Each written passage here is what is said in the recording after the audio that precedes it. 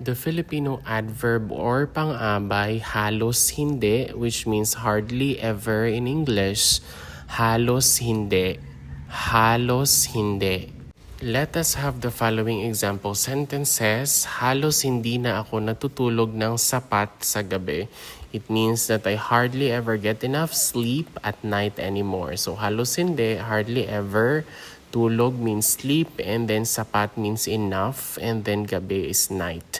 Halos hindi na ako natutulog ng sapat sa gabi.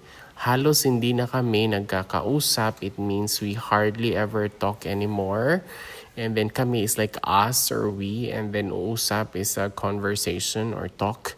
So halos hindi na kami nagkakausap.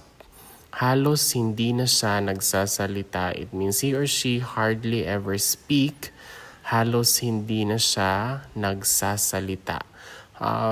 Salita means speak. So halos hindi na siya nagsasalita. Halos hindi siya nagsasalita. Halos hindi ko na maalala ang pangalan niya.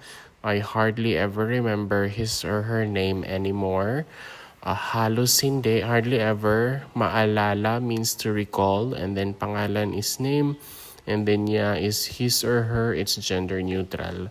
Halos hindi ko na maalala ang pangalan niya. Once again, our pang-abay or adverb, halos hindi, means hardly ever in English. Halos hindi. Halos hindi.